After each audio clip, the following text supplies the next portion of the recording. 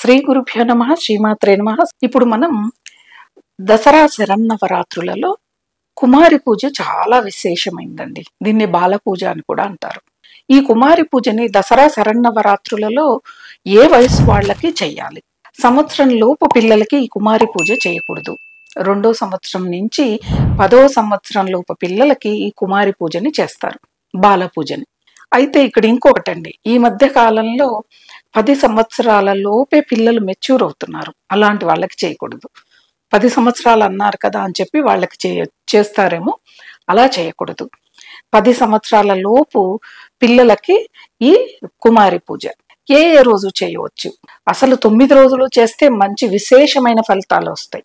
9 రోజులు వీలు కాలేదు, మీకు వీలున్న రోజు ఒక బాలికని, వాళ్ళు మన ఇంట్లో ఉంటే సరి, లేదా ఎదురింట్లో పక్కింట్లో మన బంధువులు ఉంటే చిన్న అమ్మాయిని వాళ్ళు ఆ రోజు తలారా స్నానం చేసి పట్టుబట్టలు ఉంటే వేసుకొని, సాంప్రదాయమైన వేసుకొని, వాళ్ళు చక్కగా జడేసుకొని పువ్వులు పెట్టుకొని రమ్మని చెప్పండి. వచ్చాక ఒక పీటని వేసి వాళ్ళకి పసుపు కుంకుమని పెట్టి, కాళ్ళకి పసుపు రాసి, పారాణిని పెట్టి, వాళ్ళకి పువ్వులు, చేతికి గాజులు ఇవన్నీ ఇచ్చి, వాళ్ళ పాదాలని ఇవన్నీ పూసాక పాదాలని పళ్ళెంలో పెట్టి పాదాలని కడిగి ఆ నీళ్లని తీసివేసి, తర్వాత కుమారి పూజకి ఏ విధంగా మనం చేస్తాం అష్టోత్తరం, అలా అష్టోత్తరం చేసి వాళ్ళకి పూజ చేసి, తర్వాత ఈ పూజ అయిపోయిన తర్వాత మీరు ఏదైనా తీపి పదార్థం వండి వాళ్ళకి నోటికి తీపి చెయ్యండి. చేసిన తర్వాత ఒక గ్లాసుడు పాలు ఇవ్వండి, పాలు తాగుతారు. కాచి గోరువెచ్చగా ఉన్నాయి, బెల్లం వేసిన పాలను ఇవ్వండి. పంచదార ఆరోగ్యానికి మంచిది కాదు.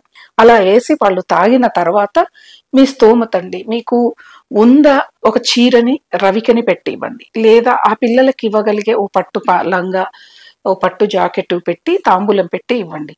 లేదు అనుకుంటే ఒక రవికని, మంచి రవికని, ఎలా అంటే అలా కాదండి, ఆ రవికని వాళ్ళు ఉపయోగించుకునేలాగా మనం పెట్టి ఇస్తే తాంబూలం, అలా ఆ అమ్మాయికి ఆ తాంబూలం ఇచ్చి, అమ్మవారిగా భావించాం కదా, బాలా త్రిపుర సుందరిగా భావించాం కదా, పాద నమస్కారం చేసుకోవాలి. చేసుకుంటే బాల రూపంలోనే అమ్మవారు వచ్చి మిమ్మల్ని అనుగ్రహిస్తుంది.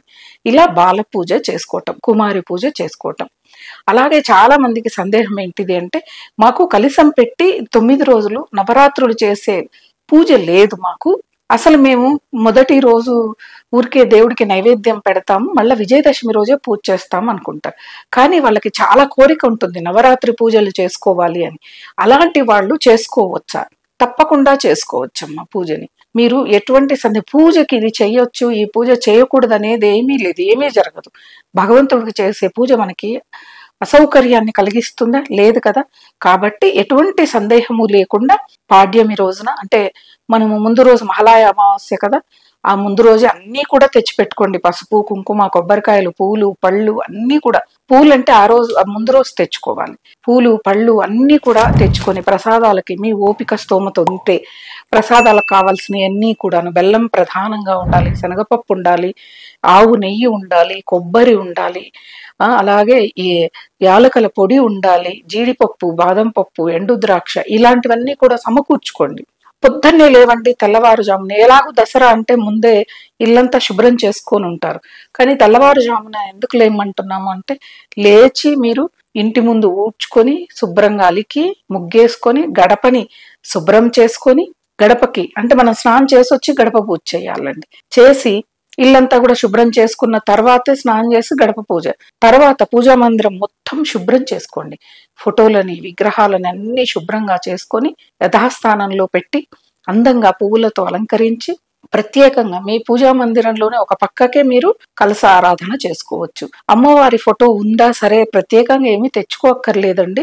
వెంకటేశ్వర స్వామి వక్షస్థలంలో అమ్మవారు ఉంటుంది, అక్కడైనా కలశం పెట్టుకోండి. లేదా వచ్చి మా ఇంట్లో పెద్దగా ఫోటోలు లేవులేమ్మా, లలితా పరమేశ్వరి ఫోటో తెచ్చుకుంటామంటే తెచ్చుకోండి. తెచ్చుకొని ఫోటో పెట్టుకొని ఆ ఫోటో ముందు పసుపుతో శుభ్రంగా అలికి అందంగా ముగ్గుని వేసి, దాని మీద ఒక రవికని పరిచి, దాని మీద ధాన్యాన్ని పోయాలి. ధాన్యం మీద ఈ కలశం చెంబు అంటే చాలా మందికి ఏది పెట్టాలి అనేది ఉంటుందండి. మీ ఇంట్లో వెండిది ఉంటే పెట్టండి, బంగారుది ఉన్న వాళ్ళు బంగారుది పెట్టుకుంటారు. వెండిది లేదు అంటే రాగి చెంబు కానీ ఇత్తడి చెంబు కానీ పెట్టి పూజ చేయండి. లేదు మట్టిది పెడతామన్నా మంచిదే, ఏమీ కాదు. అయితే ఈ చెంబుకి శుభ్రంగా పసుపుని రాసి గంధము కుంకుమలతో బొట్లు పెట్టి అందులో జలం, మీ ఇంట్లో గంగ నీళ్లు ఉన్నాయంటే జలాన్ని పోయండి. ఆ జలంలో పంచపల్లవాలు, ఒక బెల్లం ముక్క, ఒక రూపాయ కాసు వేసేసి పైన పూర్ణ కుంభం అంటే నిండు కొబ్బరికాయ, పీచు దీని కొబ్బరికాయను పెట్టి రవికని, పూలు, ఒత్తిపత్తి, ఒక నగని అలంకరణ చేసి యథావిధిగా పూజని, ఆరాధనని మీరు చేసుకోవచ్చు, మొదలు పెట్టచ్చు. ఇంకో వీడియోలో ఇంకో కొన్ని విశేషాల గురించి తెలుసుకుందాం. స్వస్తి.